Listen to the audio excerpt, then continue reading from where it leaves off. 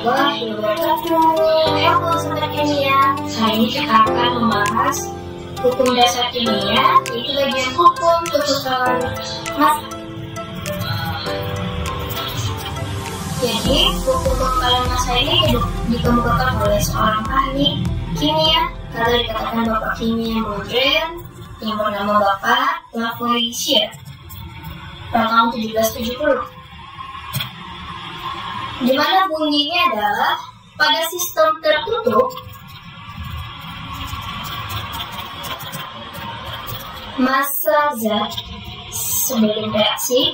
Di massa zat sebelum reaksi ini kita katakan sebagai reaktan akan sama dengan massa zat sesudah reaksi. Artinya ini produk ya. Massa reaktan akan sama dengan massa produk. Contohnya gini, kita beri contoh satu, karbon ini kan padatan jadi S. Kalau kita reaksikan sama gas O2, maka akan membentuk senyawa baru yang namanya gas CO2. Nah, kalau kita menggunakan karbon itu sebanyak 8 gram dan oksigen yang terpakai juga sebesar 3 gram, maka massa produk yang diperoleh itu adalah hasil penjumlahan massa karbon ditambah O2, yaitu 8 ditambah 3.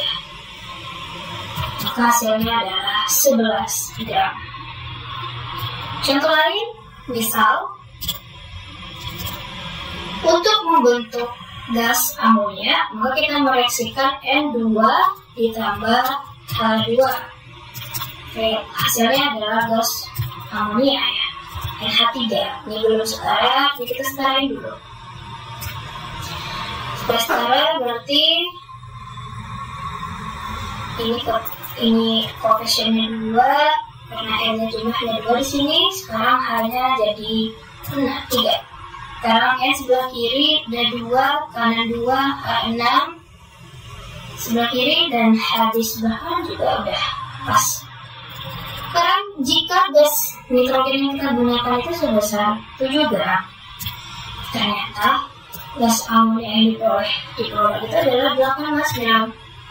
Maka untuk mencari gas H2 yang terpakai, yaitu massa produk dikurang massa reaktan, 18 kurang 7. Artinya gas hidrogen yang terpakai itu adalah sebesar 11 gram. Kira-kira seperti itu cara mencari massa zat menurut hukum kekekalan massa. Kita lihat contoh soal lain. Ini yang sering keluar. Sebanyak 10 gram belerang direaksikan dengan 10 gram oksigen. Nah, kita buka pennya dulu. Karena 10 gram belerang, kita buat dulu. Belerang itu kan lambangnya S. Kalau kita reaksikan sama O2, maka yang terbentuk adalah gas belerang dioksida, SO2. Gas, ini gas, dan ini S. Jika reaksi berlangsung sempurna, maka massa belerang dioksida yang dihasilkan adalah, sekarang kita catat massanya, bahwa belerang yang digunakan 10 gram, oksigen yang digunakan juga 10 gram. Artinya SO2 yang diperoleh itu adalah hasil penjumlahan S ditambah O2. 10 gram ditambah 10 gram, hasilnya sama dengan 20 gram. Jawaban yang paling tepat itu adalah E ya. Nah, kita lanjut. Soal yang sering keluar lagi, soal nomor 2. Di antara reaksi di bawah ini yang tidak mengikuti hukum kekekalan massa adalah, nanti kita cek massa zat sebelum dan sesudah reaksinya apakah sama. Jika sama berarti itu sesuai, jika tidak sama itu adalah tidak sesuai. Kita cek dari A, 5 gram ditambah 10 gram itu 15 gram ya. A ini sesuai ya, karena reaktannya 15, produknya juga 15. Yang option B, 2 gram tambah 3,5, 5,5 gram. Oke, sesuai. Yang C, 5 gram belerang tambah 8 gram oksigen itu 13 gram. sedangkan produknya densitas 10 gram, maka tidak sesuai.